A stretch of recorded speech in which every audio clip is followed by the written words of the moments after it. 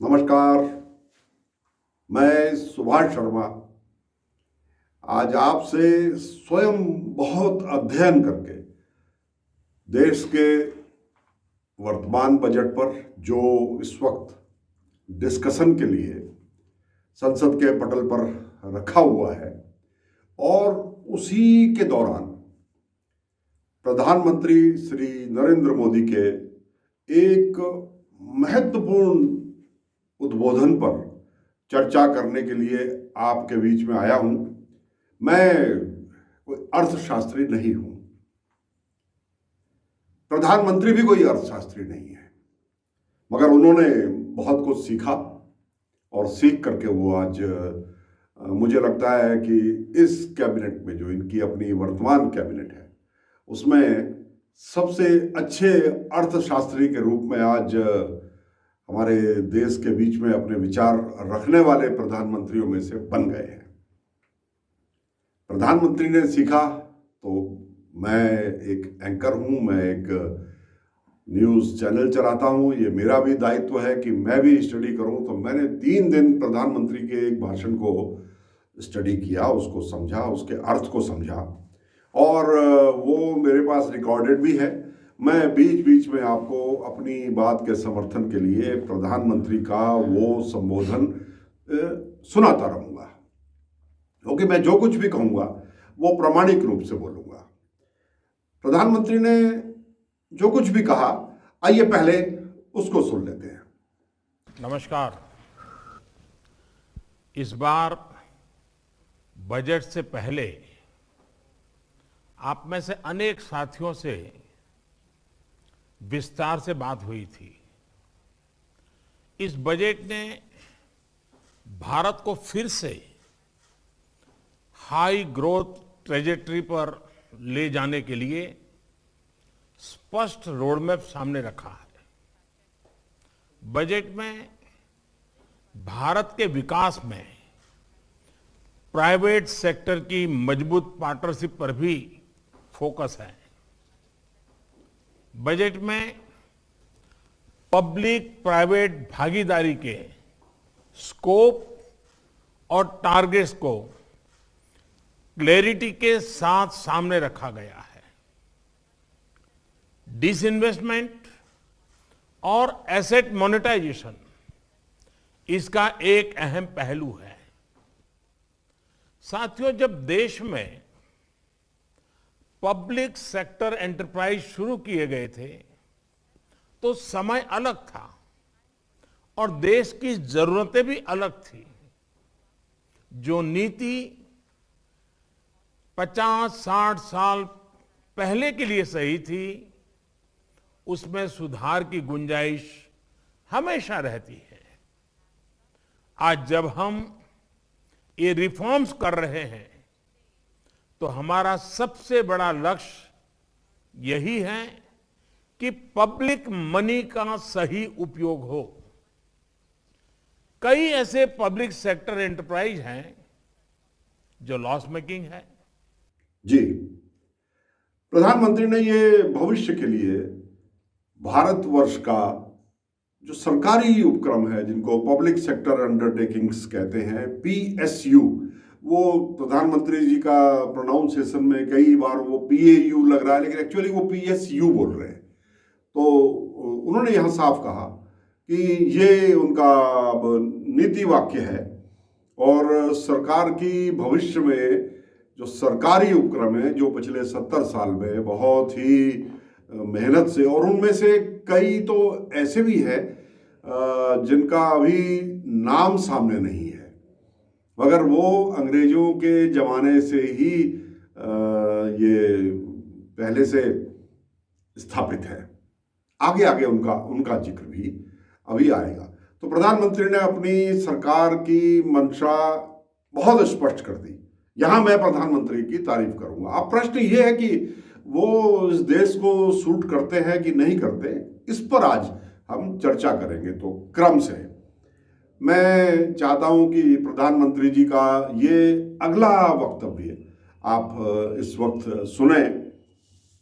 Business को पूरा समर्थन दे, लेकिन सरकार खुद एंटरप्राइज चलाएं, उसकी मालिक बनी रहे, आज के युग में न ये आवश्यक है न ये संभव रहा है। इसलिए मैं कहता हूं, government has no business to be in business. जिस नई पॉलिसी की घोषणा की गई है उसमें भी हमारा ये इरादा साफ साफ दिखता है। 4 स्ट्रेटेजिक सेक्टर के अलावा बाकी सारे पीएसयू के प्राइवेटाइजेशन को लेकर सरकार प्रतिबद्ध है। स्ट्रेटेजिक सेक्टर्स में भी कम से कम पीएसयूज रहें, जितनी जरूरत हो उतने ही रहें, ये भी हमने साफ किया है। ये नीति एनुअल डिसइन्वेस्टमेंट टारगेट से आगे बढ़कर मीडियम टर्म स्ट्रेटेजिक अप्रोच रखते हुए इंडिविजुअल कंपनीज के चयन में मदद करेगी। इससे इन्वेस्टमेंट का भी एक क्लियर रोड मैप बनेगा। इससे हर सेक्टर में आपके लिए इन्वेस्टमेंट के नए अवसर बनेंगे और भारत में रोजगार की भी अपार संभावनाएं बनेगी। और मैं ये भी कहूंगा कि यह सब मूल्यवान एसेट्स हैं। इन चीजों ने देश की बहुत सेवा की है और आगे भी बहुत संभावनाओं से भरी पड़ी है।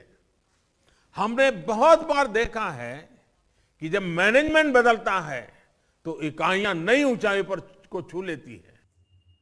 प्रधानमंत्री जी ने बिल्कुल स्पष्ट कर दिया, बहुत साफ कह दिया। और मैं यहां उनकी तारीफ करता हूं कि अंग्रेजी में उनका हाथ तंग था, मगर उनके पास बहुत सारे एडवाइजर्स हैं जिन्होंने उनको बहुत चीजें इस बीच सिखाई है। And he is a good learner. मैं इस बारे में उनकी तारीफ करता हूं। अब उन्होंने साफ कह दिया, government has no business to be in business. यानी अब भारत सरकार की नीति ये रहेगी कि भारत सरकार अब किसी भी किस्म के व्यापार में हिस्सा नहीं लेगी। No business in being in business. सरकार अब जिन जिन उपक्रमों के माध्यम से, उदाहरण के लिए हमारी टेलीफोन इंडस्ट्री हो गई, हमारी हवाई जहाज के जो मैन्युफैक्चरिंग है वो हो गई, वो हिंदुस्तान मशीन टूल्स पहले ही बंद हो चुकी हैं, घड़ियों की फैक्ट्रियां पहले ही बंद हो चुकी हैं, हमारा BHEL जहां टरबाइन बनते थे वो भी। और प्रधानमंत्री जी ने इसी सूची में ऑयल, गैस और पेट्रोलियम से जुड़ी हुई सभी चीज़ों को, हवाई अड्डे, रेलवे, इन सब चीज़ों को इसी में ही जोड़ दिया। रेलवे इसलिए कह रहा हूँ कि रेलवे अंग्रेजों के ज़माने की है। वो तो प्रधानमंत्री ने, और हमारे आज़ाद होने से पहले, देश के आज़ाद होने से पहले ही यहाँ हमारे पास इस देश के अंदर थी, वो ब्रिटिश राज में ही स्थापित हो गई थी। तो प्रधानमंत्री जी ने ये बिल्कुल साफ साफ कह दिया। साथ ही प्रधानमंत्री जी ये भी कह रहे हैं कि ये सारी एसेट्स, वो लगभग 100 उन्होंने आगे गिनवाई है, मैं सुना दूंगा आपको। वो कहते हैं कि ये बड़ी बड़ी मूल्यवान एसेट्स हैं, जिनको आज बेचने की बात हो रही है, उनको वो मूल्यवान भी मानते हैं। और देश की उन्होंने बहुत सेवा की है, मगर आज समय बदल गया। वो समय कैसे बदल गया, अभी थोड़ा सा इसको अभी समझना मेरे जैसे आदमी के लिए अभी बाकी है। मैं नहीं समझ पाया। मैं 3 रोज से इस वीडियो को मैंने कम से कम 15 बार सुना, और जहां मुझे समझ नहीं आया मैंने उसका अर्थ प्रॉपर रेफरेंसेस के साथ समझने की कोशिश भी की। तो वो कहते हैं कि अब समय आ गया कि इन जितनी भी ये पब्लिक सेक्टर अंडरटेकिंग्स हैं, जिनमें देश का लाखों करोड़ रुपया लगा हुआ है, इसका प्राइवेटाइजेशन करना है और इसका मोनेटाइजेशन करना है। अर्थात इन सारे प्रोजेक्ट्स का अब हमको निजी हाथों में सौंपना होगा और उसके बदले में सरकार को पैसा लेना होगा। ये उन्होंने अपनी सरकार की मंशा बिल्कुल स्पष्ट कर दी। यहां मैं साफ कहता हूं कि उन्होंने कम से कम नीति अपनी स्पष्ट की। यही वो नीतियां हैं जिसमें 40-50 साल 60 साल से हम लोग और सभी लोग बोला करते थे कि दक्षिणपंथी विचारधारा, पूंजीवादी विचारधारा भारतीय जनता पार्टी की है। वो प्रधानमंत्री नरेंद्र मोदी ने बिना किसी परहेज के और बहुत बड़े प्लेटफॉर्म पर उसमें भारत सरकार की सारी ब्यूरोक्रेसी, टॉप ब्यूरोक्रेसी जो नीति निर्धारण करती है, प्रधानमंत्री जी के मुंह से निकले हुए वचनों को शब्दों में पिरोती है, वो ब्यूरोक्रेसी वहां बैठी थी। उनको प्रधानमंत्री जी ने मैसेज दिया और उसके साथ साथ बहुत सारे ऐसे उद्यमी, उद्योगपति देश के और विदेश के, ये सारे वहां उनके बीच में मौजूद थे। उनके बीच में उन्होंने अपनी आज नीति स्पष्ट कर दी कि अब भविष्य की नीति हमारी प्राइवेटाइजेशन होगी। पब्लिक सेक्टर अंडरटेकिंग्स जितने भी हैं, ये अकेले बीएचईएल की 6 यूनिट है। हरिद्वार, झांसी, भोपाल, हैदराबाद, तिरुचिरापल्ली, ये तो मेरी जानकारी में है। और झांसी में ट्रांसफार्मर फैक्ट्री भी थी। यानी ये टरबाइन बनाते हैं, ये ट्रांसफार्मर्स बनाते हैं और जितने भी डिविजन्स हैं, हाइड्रो इलेक्ट्रिक के प्रोजेक्ट जो है जिसमें हम दुनिया की बड़ी कंपनीज जैसे जनरल इलेक्ट्रिक कंपनी और जापान की बड़ी कंपनी, हम इनके साथ कॉम्पीट करके हमने ग्लोबल टेंडर लिए हैं। हमने लीबिया में, हमने पूरे मिडिल ईस्ट में जितने भी मध्य पूर्व के देश हैं, अरब कंट्रीज के जितने भी हैं, वहाँ हमने सब जगह यहाँ से हाइड्रो इलेक्ट्रिक प्रोजेक्ट्स बना करके भेजे हैं और वो बड़े कामयाब होकर के चल रहे हैं। हाँ, शुरुआत में कुछ दिक्कतें थी क्योंकि हमने रशियन टेक्नोलॉजी से इस बीएचईएल को बनाया था और रशियन टेक्नोलॉजी बड़ी बहुत होती है, आकार में कॉम्पैक्ट नहीं होती। बाद में हमने फिर फ्रांस से और जर्मनी से हमने इनसे टाई अप कर लिया, हमने वहाँ से भी नीति ले ली और आज वो वर्ल्ड क्लास टरबाइंस वहाँ बन रही थी। टरबाइन का मतलब है वो यंत्र जो पानी से या भाप से, स्टीम टरबाइन और हाइड्रो टरबाइन, या तो पानी के वेग से या स्टीम से, भाप से घूम सके और जब घूम रही है तो उसके आगे जनरेटर लगा दिया जाता है, टर्बो जनरेटर। वो 250-250 मेगावाट, 400-400 मेगावाट तक के होते हैं। 100 मेगावाट तो मीडियम माना जाता है। तो इतने बड़े बड़े वो होते हैं और उनसे बहुत बड़ी तादाद में बिजली पैदा होती है। अब बिजली की क्या अहमियत आज के समाज में, आज के युग में है, वो आप सब जानते हो। तो ये उतना ही कीमती हमारा बीएचईएल था। इसकी 6-7 यूनिट तो मैंने आपसे गिनवा दी। तो ये भी अब मोदी जी को अनुपयोगी लग रही है और उनको लग रहा है कि इसमें भी अब ये लाभप्रद नहीं रहा। अब ये क्या बोल रहे हैं आगे, क्यों बेचना चाहते हैं, मूल मुद्दे पर नहीं आए। देखिए क्या कह रहे हैं मोदी जी। साथियों, आज देश में सरकार के नियंत्रण में बहुत सारे अंडर यूटिलाइज और अनयूटिलाइज एसेट्स हैं। इसी सोच के साथ हमने नेशनल एसेट मोनेटाइजेशन पाइपलाइन की घोषणा की है। ऑयल हो, गैस, पोर्ट, एयरपोर्ट, पावर, ऐसे करीब 100 एसेट्स को मोनेटाइज करने का लक्ष्य हमने रखा है। इनमें 2.5 ट्रिलियन रुपए के इन्वेस्टमेंट के अवसर मिलने का अनुमान है और मैं ये भी कहूंगा कि ये प्रक्रिया आगे भी जारी रहेगी। वो कह रहे हैं कि ये परियोजनाएं सिर्फ इसलिए नहीं चलती रहनी चाहिए कि ये क्योंकि ये अभी तक चल रही हैं इसलिए इनको चलाते रहो। एक दूसरा, वो कह रहे हैं कि वो बातों में कहीं ना कहीं छुपा नहीं पाए। नेहरू जी और इंदिरा जी के जो फेवरेट प्रोजेक्ट्स थे, जो उनके ड्रीम प्रोजेक्ट्स थे, वहां उन्होंने ये किसी के पेट प्रोजेक्ट थे। किसके पेट प्रोजेक्ट थे मोदी जी?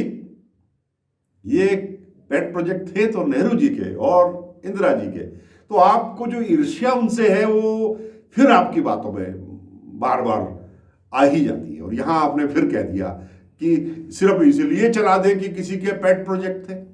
अरे अगर पेट प्रोजेक्ट थे तो वो प्रधानमंत्री थे, जनता से चुने हुए प्रधानमंत्री थे, उन्होंने भी दुनिया देखी थी और दुनिया देख करके उन्होंने किया और इसका बहुत बड़ा लाभ हुआ। अगर उन्होंने इन 7 शहरों में BHEL प्रोजेक्ट लगाया था तो ये समझिए कि 7 शहरों में कम से कम आसपास के 1-1, 2-2 जिले और 14-15 जिले उस क्षेत्र के सिर्फ एक प्रोजेक्ट की वजह से आज उनका विकास हुआ था। वो वर्ल्ड क्लास सिटीज आज बनी है, उसके पीछे बहुत बड़ा योगदान इस तरह के प्रोजेक्ट्स का हमेशा रहा है। अब आप उसे किसी का पेट प्रोजेक्ट कह करके आज बेचने का प्लान बना रहे हो, ये बात गले से नहीं उतरती। आपने ये भी कह दिया कि 100 के करीब एसेट्स हैं, आप उनको एसेट्स मानते हैं, आप बार बार दोहरा रहे हैं कि बड़ी मूल्यवान एसेट्स हैं। तो सरकार की एसेट्स को आप मोनेटाइज क्यों करना चाहते हैं? क्यों? ये तो ऐसे ही हो गया जैसे लकड़ी नहीं है तो एक नोट की गड्डी जला करके चाय बना लो कि साहब चाय तो पीनी है किसी भी तरह से, तो नोट जलाकर चाय बनाओगे क्या? मोदी जी, हमारी समझ से ये बात है। हमें इसके पीछे कुछ कहीं ना कहीं षड्यंत्र नजर आता है। फिर आप कहते हो 2.5 ट्रिलियन इसमें पैसा आ जाएगा और ये 2.5 ट्रिलियन, मैं बता देता हूँ, ट्रिलियन का मतलब है 1 लाख करोड़, 1 ट्रिलियन का मतलब तो 250 लाख करोड़, इतना पैसा आपके पास, 2.5 लाख करोड़, इतना पैसा इनको बेच करके आ जाएगा। यहां मैं आपको बता दूं कि 35 से 40 लाख करोड़ का सालाना बजट हमारा होता है, तो उसमें इस 2.5 लाख करोड़ की क्या वैल्यू है, क्या उससे होने वाला है, ये हमारी समझ से बाहर है।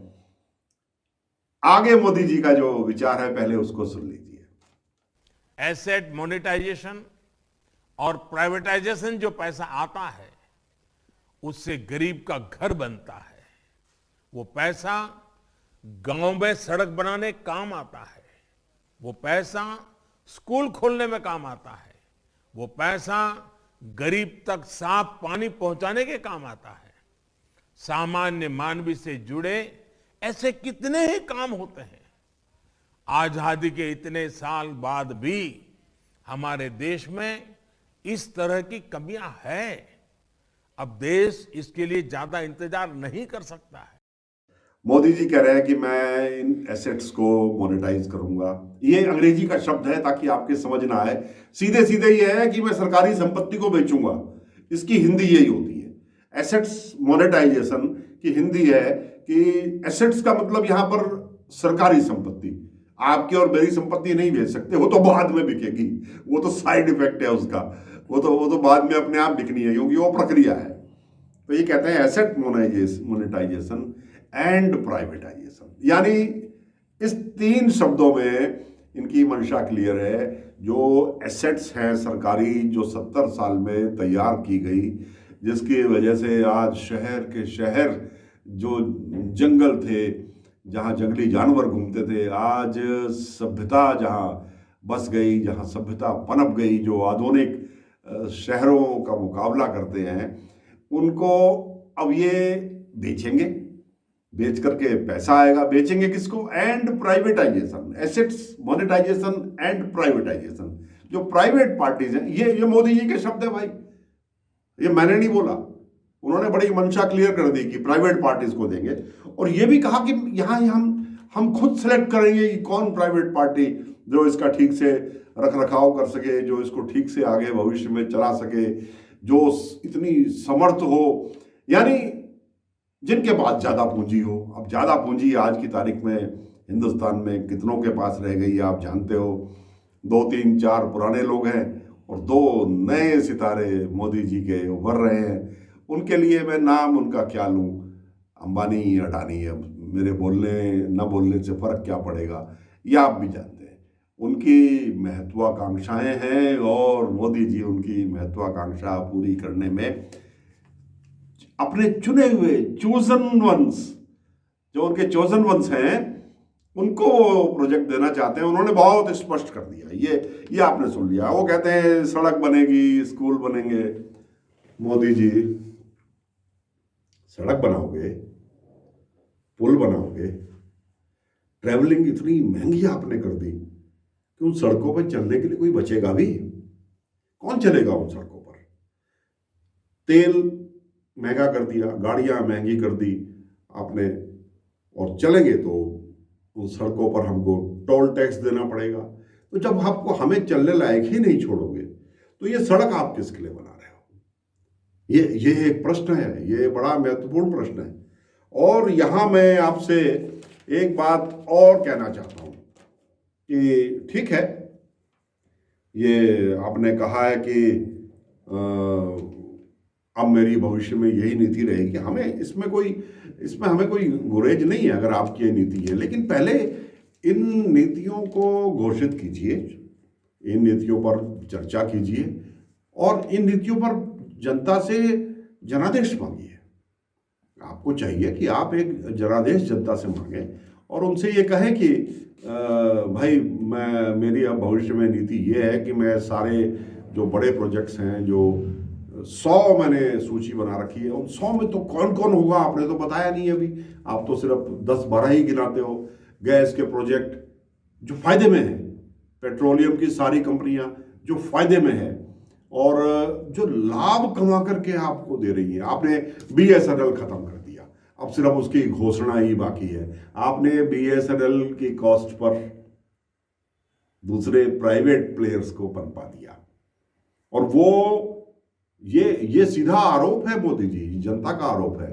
वो प्राइवेट प्लेयर्स BSNL के ही टावर्स का इस्तेमाल कर रहे हैं। आज आप उनसे किराया ले रहे हो उन टावर्स का। आप अपने फैसिलिटी को और जो स्पेक्ट्रम आपने दिया है वो आज भी उसका मालिक, जिस स्पेक्ट्रम की आपने नीलामी करके इन प्राइवेट प्लेयर्स को आपने बेचा, वो सब की सब आज भी BSNL की है। वो जो स्पेक्ट्रम है जिसमें से कुछ हिस्सा अलग अलग प्लेयर्स का है, बोली में जिन्होंने नीलामी में लिया, वो सरकारी है और सरकारी को आपने समाप्त कर दिया, BSNL को। ये आपकी देखरेख में हुआ और ये पूरा योजनाबद्ध तरीके से हुआ। तो मुझे लगता है कि इसी प्रकार के अन्य 90 होंगे, क्योंकि आपने 100 की गिनती की है। अभी वित्त मंत्री ने तो कुल 5 बताए थे, container corporation of India, BHEL, इस तरह के 5 बताए थे। मैं सबके नाम मुझे अभी याद नहीं। आपने 100 बोल दिए आज, तो 100 में तो कोई बचता नहीं, फिर सारे ही गए जितने भी है। आपने जो हमारी भारत अर्थ मूवर्स लिमिटेड कंपनी थी, आपने आज उसको भी बैठा दिया। अब उसकी जगह आपने आपके अडानी अंबानी, आपकी भारत कोकिंग कोल लिमिटेड जो थी वो आज बैठ गई। आज विश्व के कोयले के सबसे बड़े खदानों के मालिक आपकी कृपा से ऑस्ट्रेलिया में अडानी साहब हो गए।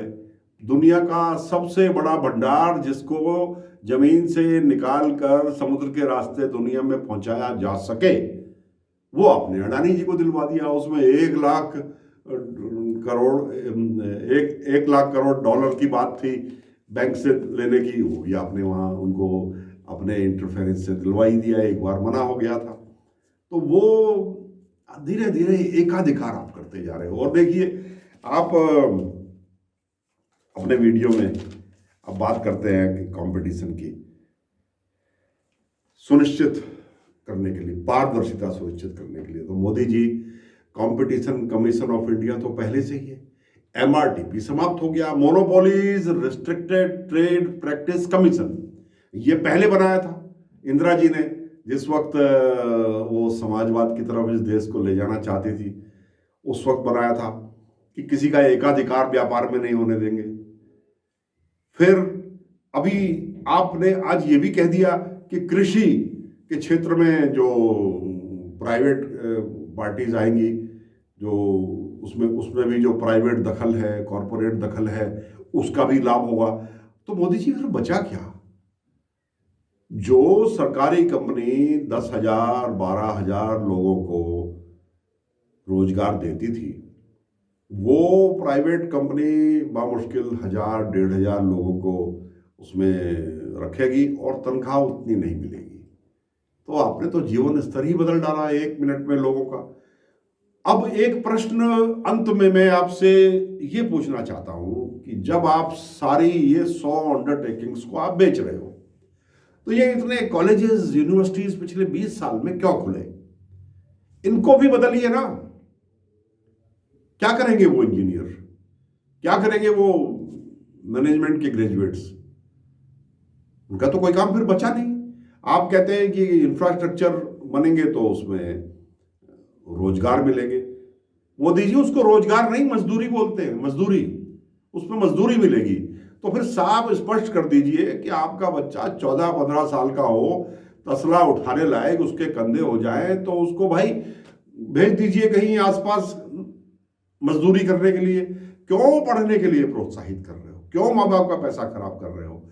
इतना पढ़ा लिखाने के बाद आप अगर ये कहना चाहते हो कि जो इंफ्रास्ट्रक्चर बनेगा उसमें करोड़ों रोजगार मिलेंगे, तो फिर मेहरबानी करके ये कॉलेजेस एकदम आज से ही बंद कर दीजिए। 10वीं पास, बस 10वीं के ऊपर नहीं।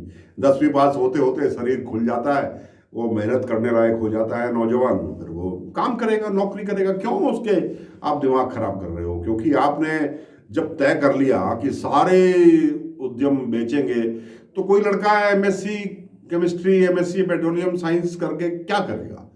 वहां तो 10 आदमियों का काम एक आदमी करेगा प्राइवेट कंपनियों में, और वहां तनख्वाह भी उतनी नहीं मिलेगी। तो ये इनके सीट्स भी कम करिए, सीट्स भी कम करिए इनमें। ये अब आप फिर आगे लोग बर्बाद होंगे। इसके बाद माँ बाप का पैसा बर्बाद होगा, लोगों में अवसाद पैदा होगा। और मैं कहना नहीं चाहता, लेकिन ये जो आज पूरे पूरे परिवार सामूहिक आत्महत्याएं कर रहे हैं ना, आर्थिक कमजोरी की वजह से, गरीबी की वजह से, ये घटनाएं बढ़ेंगी। आप बिल्कुल ये लोगों को अभी से बता दीजिए कि जो कुछ भी कमा रहे हो उसको बचा के रखो। आपके बच्चे को मैं आपके घर के आसपास ही काम दे दूंगा, मगर वो काम मजदूरी का होगा। क्योंकि आपके पास कोई योजना ही नहीं है जिसमें पढ़े लिखे लड़कों के लिए, पढ़े लिखे नौजवानों के लिए कोई जॉब हो। कोई भी नहीं। आप ये तो हर व्यक्ति इस तरह से तो बेंगलोर, हैदराबाद और ये जो साइबर सिटीज है, गुड़गांव, यही चला जाएगा। देहरादून खाली हो जाएगा और आसपास के सारे शहर खाली हो जाएंगे, क्योंकि यहां तो काम है ही नहीं ना। सरकारी आप देंगे नहीं। वही स्थिति हमारे यहाँ राज्यों में हो गई। राज्य आपका अनुसरण कर रहे हैं। राज्यों ने भी अब क्लियर घोषित कर दिया कि स्वरोजगार की बात करी। अरे स्वरोजगार दुकान से सामान लेगा कौन जब लोगों की क्रय शक्ति नहीं होगी, जब लोगों को तनख्वाह नहीं मिलेगी, जब लोगों की नौकरियां नहीं होंगी? ये चीजें एक दूसरे से जुड़ी हुई हैं। इसलिए आज मैं आपके जो वक्तव्य है, नीति वक्तव्य जो आपने अभी बजट के दौरान बोला है, जिस पर आप पूरे देश भर में बहस करना चाहते हैं, जिस दिशा में आप आगे बढ़ चुके हो, और आपकी निगाह 2.5 लाख करोड़ जो रुपया इनको बेच करके इस वर्ष की योजना में आने वाला है, आपकी निगाह उसमें है। तो मैं चाहता हूं कि हमारे पढ़े लिखे लोग, समझदार लोग, पत्रकार लोग, जागरूक लोग इस विषय पर चर्चा करें। मोदी जी का ये भाषण आप बार बार सुने। ये अभी 4 दिन पहले ही उन्होंने भाषण दिया है, 3 दिन पहले। तो इसको सुने, समझें और अपनी प्रतिक्रिया दें। मुझे तो बहुत ज़्यादा चिंता है। हालांकि मैंने अपना जीवन जी लिया, लेकिन जो आने वाली हमारी पीढ़ी है उसका क्या होगा, मैं सोचना चाहता हूँ। और मोदी जी, आखिरी में हाथ में करबद्ध निवेदन कि आपको जो कुछ करना है आप कीजिए, आप सब कुछ बेच डालिए, हमें प्रॉब्लम नहीं है, लेकिन इस विषय पर पहले जनादेश लीजिए।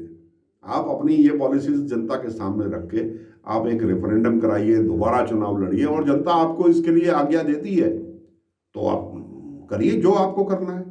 वो ये नीतियां उन देशों के लिए ठीक थी जिन देशों में आबादी कम है। स्वीडन, जर्मनी, फ्रांस, आप इनकी बराबरी करना चाहते हो?